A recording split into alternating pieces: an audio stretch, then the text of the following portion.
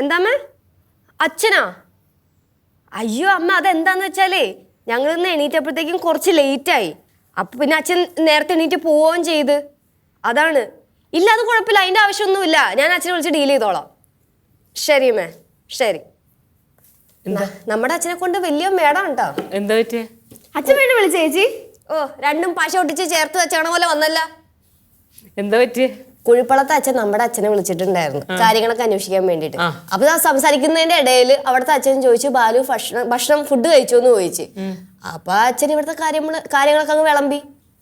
അയ്യോ, ഫുഡ് കൊടുത്തുടാഞ്ഞതിനെ കുറിച്ചൊക്കെ പറഞ്ഞ. അത് കേട്ടപ്പോ സിദ്ധുവിന്റെ അമ്മയ്ക്ക് ഭയങ്കര വിഷമം. എന്നിട്ട് സിദ്ധുവിന്റെ അമ്മ ഫുഡ് പൊതിഞ്ഞു കൊടുത്തു വിടാനൊക്കെ പോയി.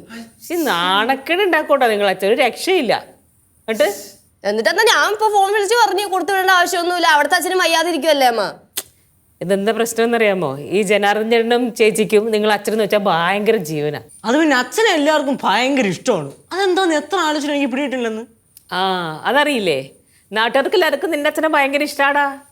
ഈ ജനങ്ങളുടെ ഇടയിലേ നിങ്ങളുടെ അച്ഛൻ പൊതുസമ്മതനാ. രാഷ്ട്രീയത്തിൽ നന്നായിട്ട് ശോഭിക്കും. ഇലക്ഷൻ നിർത്തി ജയിക്കും. കാരണം നിന്ന് നിപ്പി കാലുവാനാന്നറിയാം.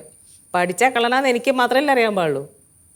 ഇതിപ്പോ സിദ്ധുവിന്റെ അച്ഛൻ്റെ അമ്മയുടെ അടുത്ത് നമ്മളെന്ത് പറയുന്നേ? അവരെന്ത് വിചാരിക്കും? നമ്മൾ കുറച്ച് സമയത്ത് അച്ഛന് ഭക്ഷണം കൊടുക്കണില്ല എന്നല്ലേ ചിന്തിക്കത്തുള്ളൂ. നിങ്ങൾ എല്ലാരും കൂടെ എനിക്ക് നാണക്കേട് മേടിച്ചു തരുമോ? അയ്യോ, ഇവിടെ പറഞ്ഞേട്ടാ. നിനക്ക് എത്ര നാണക്കേട്? നീ കുളിപ്പളത്ത് പോയി നിൽക്കടി. നാണക്കേട് എന്നെ ഇവിടുത്തെ പറഞ്ഞാൽ നോക്കിയിരിക്കുവാണല്ലേ ഏട്ടൻ. ഈ അമ്മ ശ്രദ്ധിക്കാത്തതിന്റെ നാണക്കേട് മൊത്തം എനിക്കാണ് ഇപ്പം. ഞാൻ എന്ത് ചെയ്തായി? അമ്മ ശ്രദ്ധിച്ചായിരുന്നെങ്കിൽ ഈ പ്രശ്നം വല്ലതും ഉണ്ടാവുമായിരുന്നു.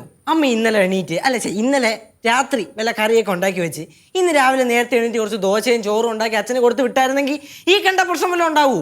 ഞാൻ മിഷനൊന്നുമല്ല, ഒരു മനുഷ്യ സ്ത്രീയാണ്.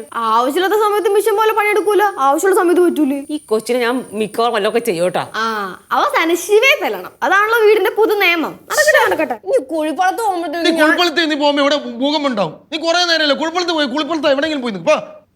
അമ്മ നാളെ എങ്കിലും ഫുഡിന്റെ കാര്യത്തിൽ വീഴ്ച വരത്തില്ലേ കേട്ടാ. വെന്തടം നിന്നിട്ട് വേവത്ര കുറ്റം പറയുന്നോടാ. ഇത്ര കാലം ഞാനല്ലേ വെച്ചോളമ്പി തന്നത്. എന്നിട്ട് ഒരു നേരം എനിക്കൊരു വീഴ്ച വെച്ചപ്പോഴത്തേക്ക് അവൻ കുറ്റം പറഞ്ഞിട്ട് വരണേ ഇങ്ങോട്ട്. നാളെ തൊട്ടേ എല്ലാവരും അവരവർക്ക് എന്താണോ ഇഷ്ടം അത് കിച്ചണിൽ കയറി ഉണ്ടാക്കി കഴിച്ചോട്ടെ. എന്നെ കൊണ്ട് പറ്റൂല. പിന്നെ അമ്മി വർത്താനൊക്കെ പറയുകയും ചെയ്യും. ഒരൊറ്റ ഒരെണ്ണത്തിനും അടുക്കളയിൽ കടിപ്പിക്കത്തുമില്ല. നമുക്കറിയാലോ. ഈ കൊച്ചിനെ ഞാൻ നിന്നെ തല്ലട്ടെന്നാ തല്ലിക്കോ? പാര നിന്നെ തല്ലാ മതിയല്ല. തല്ലിക്കോ? അമ്മക്ക് ഇപ്പൊ ആരെങ്കിലും തല്ലണം. നമുക്ക് തല്ലാൻ വേണ്ടി ദേഷ്യം തീർക്കണം. അമ്മ ഒരു സൈക്കോ ഇവരുടെ സൈക്കോ.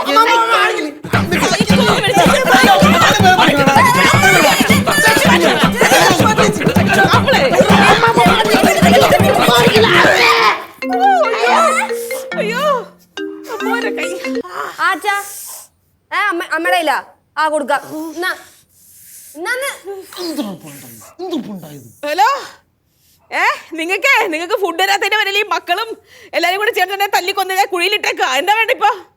ഫുഡ് കഴിച്ചില്ലെന്നാ? നിങ്ങൾ ഇന്നല്ല ഒരാഴ്ചത്തേക്ക് നിങ്ങൾ ഫുഡ് കഴിക്കണ്ട. അവിടെ എല്ലാവരും അടുത്ത് പറയാം എനിക്ക് മക്കളും ഭാര്യയും ഭക്ഷണം തരില്ല എന്ന് പറഞ്ഞിട്ട് അമ്മ എന്ന് പറഞ്ഞ് വളർത്തുന്ന അല്ലത് എടുത്തോണ്ട് പോണി ഫോണ്.